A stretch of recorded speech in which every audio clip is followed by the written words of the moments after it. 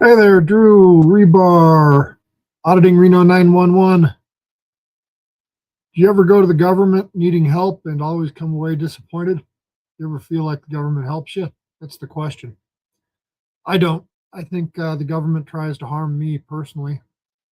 I'm going to talk a little bit about that tonight. So, in the background, let me see if I can. There we go. That's Mr. David Gravel.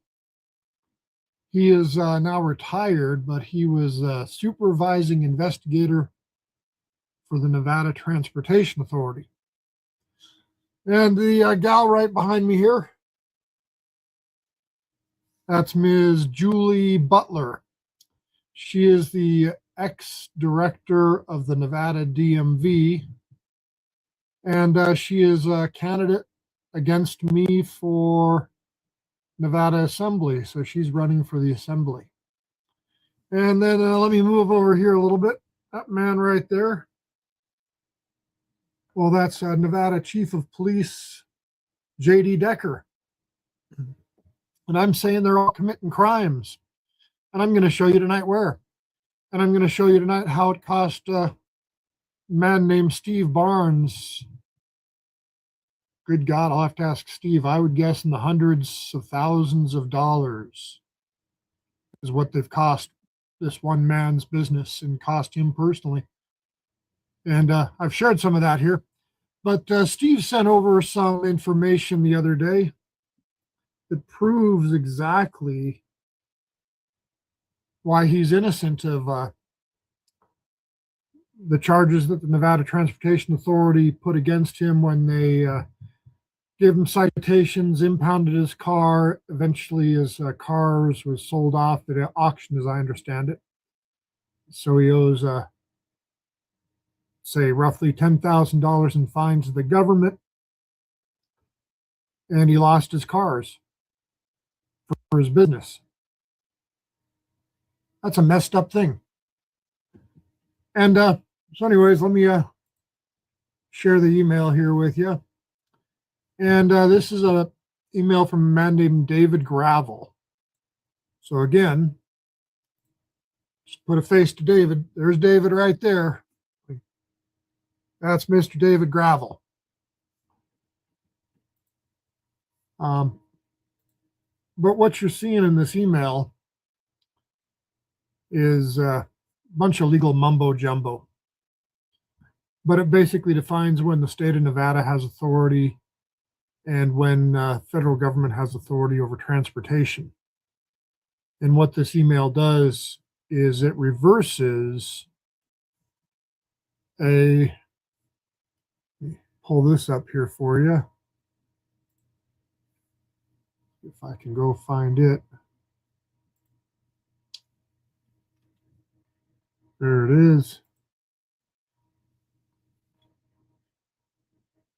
It reverses a federal court decision called Brown Crew Car Case. And basically what it's about was when something is called interstate transportation, meaning it happens within whatever state that you're operating in, only the state has authority. Or you've got interstate, where federal authority reigns supreme. And basically what they're doing with Mr. Barnes is they are taking away his constitutional rights of no due process. Federal judge said that what he is doing is legal.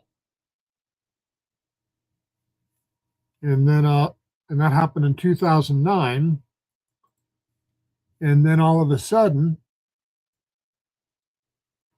what happens? Well, David Gravel writes an email and says, you're screwed. We're going to start enforcing our laws against you. And if you don't follow our laws, we're going to take your stuff away from you and give you a lot of fines. So that's what that email shows right there. And if any of you watched before, Open that up, please. had a little video where I showed the process where Mr. Barnes got to go through his case with the Nevada Transportation Authority. And ultimately, there I am sitting there. Well, let's just listen for a second and see where we're at. I'm not going to lie. I'm having heartburn on it because, Mr. Barnes, please hold on. Okay. Please.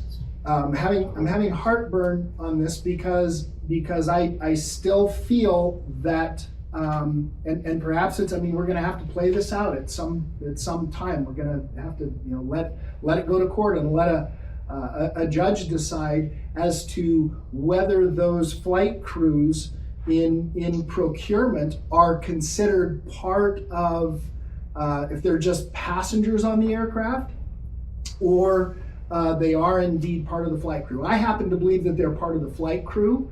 Again, having personal experience with.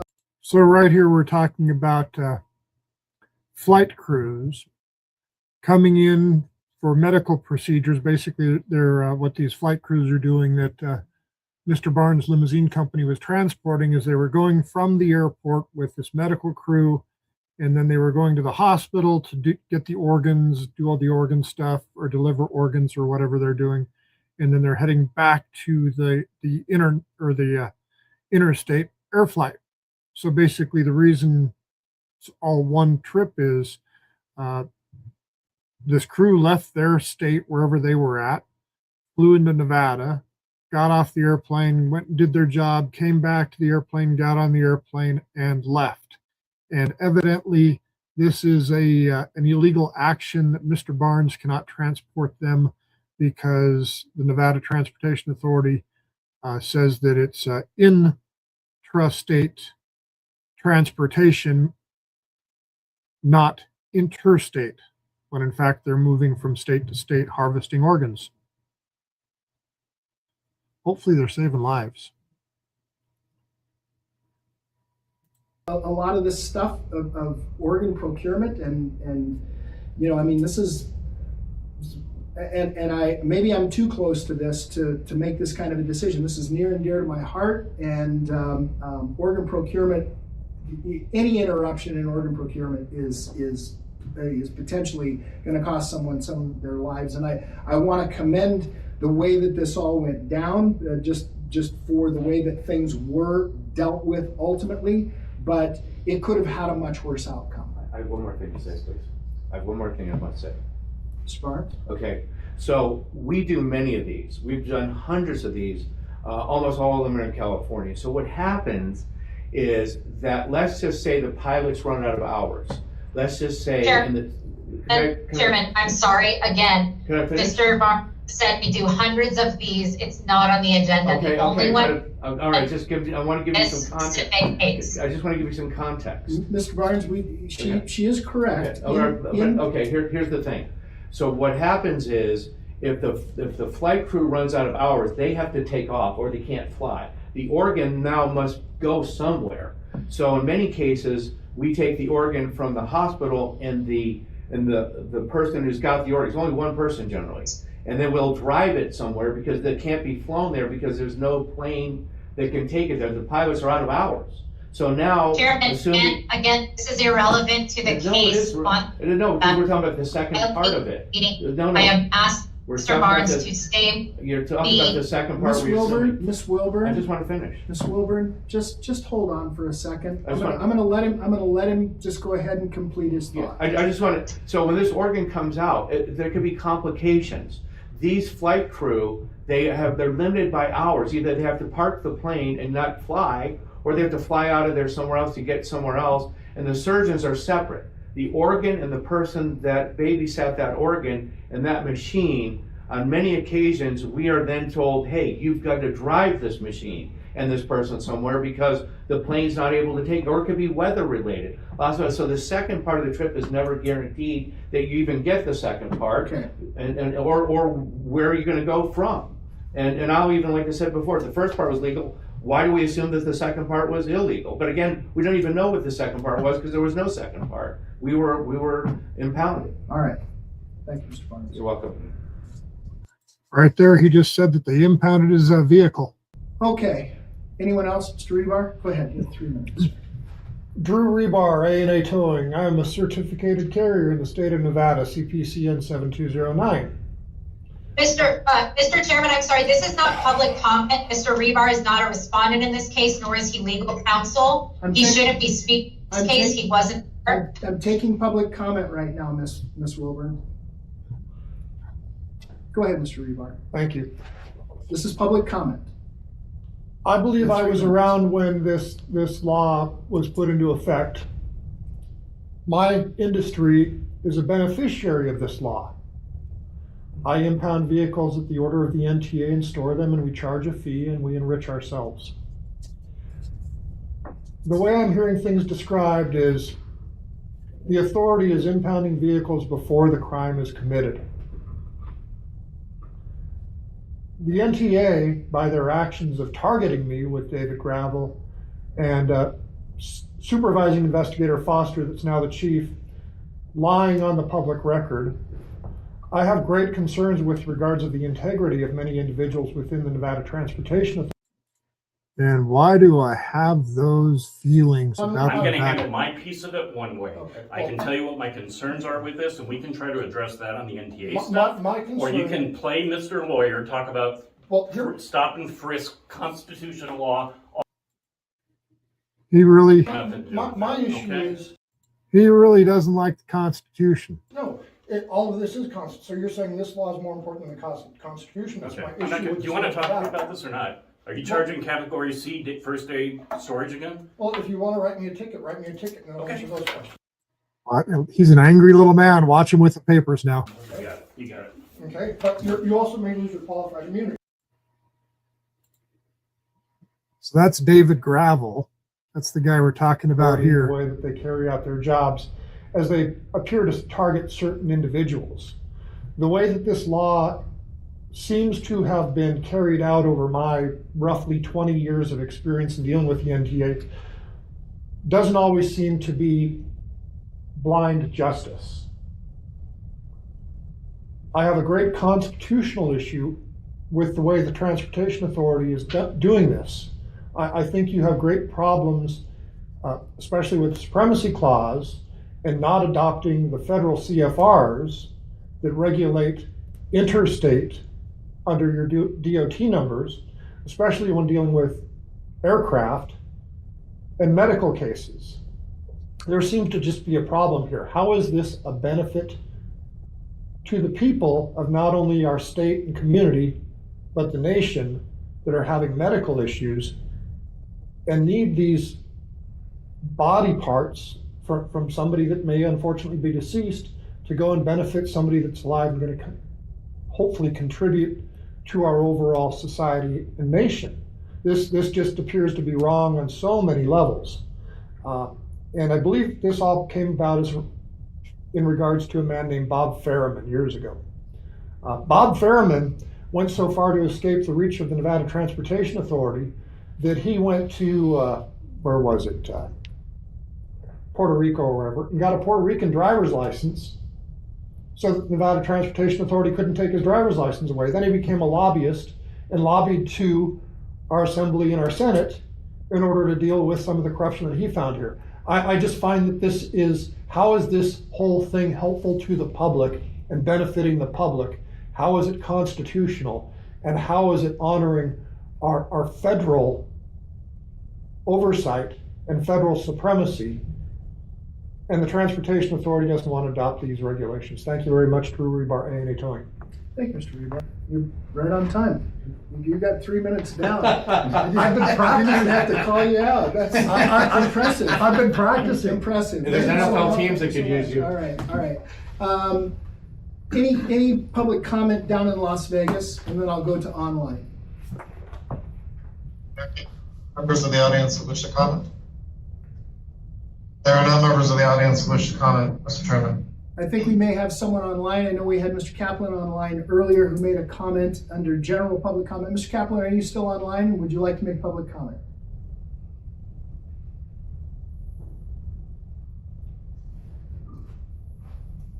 Raised. There are no hands raised, Mr. Chairman. Okay, very good. I'll close public comment. I'm going to bring it back to the board. For one last, Mr. Ferendorf, your closing statements. I believe everything's been said. I don't have anything. Okay, thank you so much. Mr. Zoka, any closing statements? At this point, Mr. Chairman, I believe I've said everything on behalf of my client that I have to say. Thank you. Okay, thank you so much. Let's go to a motion. I'm looking for a motion either to approve item number 24 or to deny it. Chair, I'll make the motion to approve item number 24. Do I have a second? Second. I have a motion by Commissioner Teddy, second by Commissioner Gibbons. All those in favor, please signify by saying aye. Aye. Those nay, Hartung is a nay. Motion carries 2-1. Guilty. So, yeah, let's think about this here for a second. Let's think about this. So here's the email where the supervising investigator at the Nevada Transportation Authority changed the law that the judge already ruled on back in 2009. Now, this is a problem in multiple ways. See, the same David Gravel is the same David Gravel that was writing emails about me. And David Gravel says, I say cite them for whatever we can. He didn't know what he was investigating with me. He just was going to come get me. So that's the same guy that changed the law that caused Mr. Barnes to get a citation that harmed his business by hundreds of thousands of dollars. That's what David Gravel did. Now I got these other two up here. Why do I got these other two up here? Well, these other two, if you watch some of my other videos, they, well, this guy right here made it so when you buy certain cars, instead of getting a real title, you get a salvage title. Why did he do that? According to his documentation, he did it to prevent profit. That's JD Decker at the DMV. And he did that while he was conspiring with this woman, Julie Butler, who is the director of the DMV, because they didn't want people to make money selling cars. So they changed the rules. Now, you see, I got a lot of documentation. I won't keep boring you with it, other than I do have it. So all the stuff I'm saying is, well, sue me if I'm wrong. So this is what the government does. They come in, they decide they don't like you, they change the laws on you without going through the legislative process. And why is that important? Well, because we've got a constitution. But basically, we've got all these little bureaucratic bullshit people that are just trying to screw other people. And that's part of the problem with our system. So, Mr. Gravel, Ms. Butler, and Mr. Decker, there's three of you. Well, two of you used to work for the state. You got to be retired now on the taxpayer dime after you violated the taxpayers for, 20 or 30 years, at least each of you. So what is that, 40 to 60 years of screwing taxpayers y'all did? And JD Decker, you're still working for the government, so you're still collecting that tax money, and you're going to get that sweet retirement program, aren't you? Oh, let me look at some of your comments here.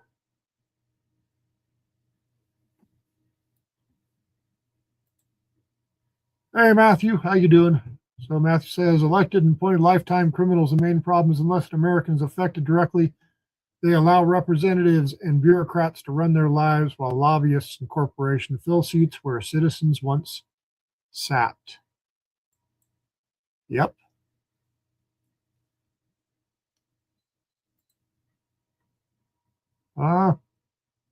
Probably. Probably. What's the punishment for treason? Like to see somebody convicted of it. I think a lot of it's happening. Stealing our money, taking our freedom, screwing the public, not serving the public. Anyways, I wanted to point out tonight that I just got that new information, that email about David Gravel changing the rules, and the video that I'd done before where take these glasses off.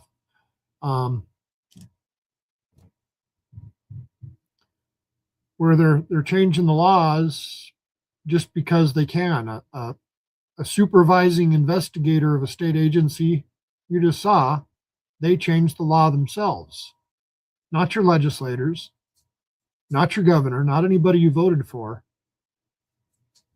but a cop decided he didn't like a law that a judge had ruled on and just said, screw it. I'm doing it on my own.